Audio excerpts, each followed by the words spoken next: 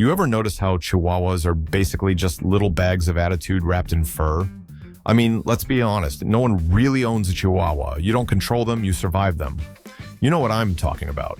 These tiny little dogs that shake like they're either freezing or plotting your demise. They're like living, breathing, bite-sized conspiracy theories. Chihuahuas have this unique combination of being both terrified of everything and also convinced that they're the biggest, baddest creatures on the planet. It's like they have an inferiority complex, but no one ever told them that.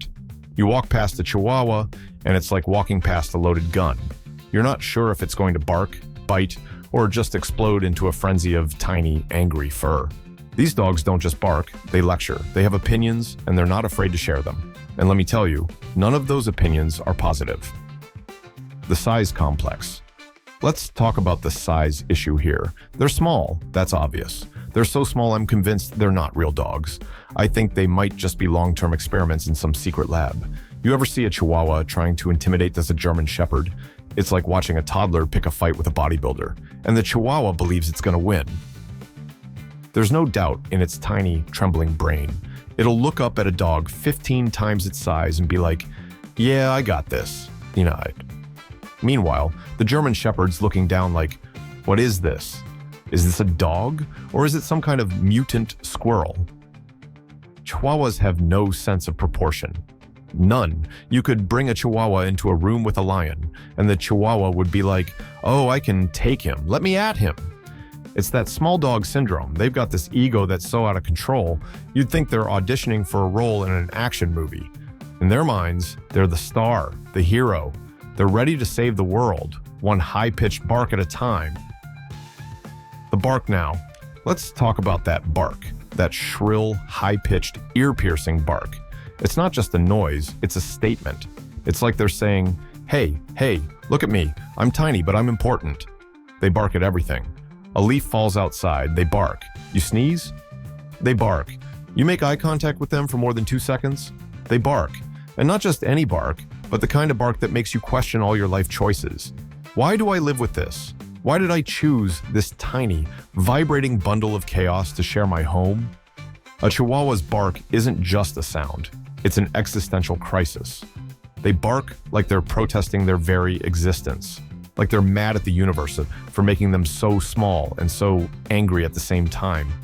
It's like, "Hey universe, I didn't ask to be this tiny, but I'm here and I'm gonna make sure everyone knows about it." The shaking. And what's with the shaking? Why are they always shaking? It's like someone hit the vibrate button on these dogs and it never turned off. They're constantly trembling, like they're either terrified of life or just incredibly caffeinated. I'm convinced that if you held one of these dogs for long enough, it'd just rattle itself apart. You pick up a Chihuahua and it's like holding a vibrating phone. It just hums with anxiety. And you try to comfort them, but it's no use. You can't soothe that kind of existential dread. They're shaking because they know the truth. They know they're small, and the world is big, and one wrong move, and they're toast. They've got to keep moving, keep barking, keep vibrating, or else the universe will forget they exist. Fashion accessories. Now, why do people treat these dogs like they're fashion accessories? You see these people carrying Chihuahuas around in purses, dressing them up in little outfits. Listen, a Chihuahua doesn't want to wear a sweater. A Chihuahua doesn't want to wear a tutu. A Chihuahua doesn't want to be carried around in a purse like it's some kind of living handbag. You think that makes them happy? You think that makes them feel loved? No, it just makes them even more neurotic. You ever see a Chihuahua in a sweater? It's not happy. It's not thinking, "Oh, I'm warm and cozy."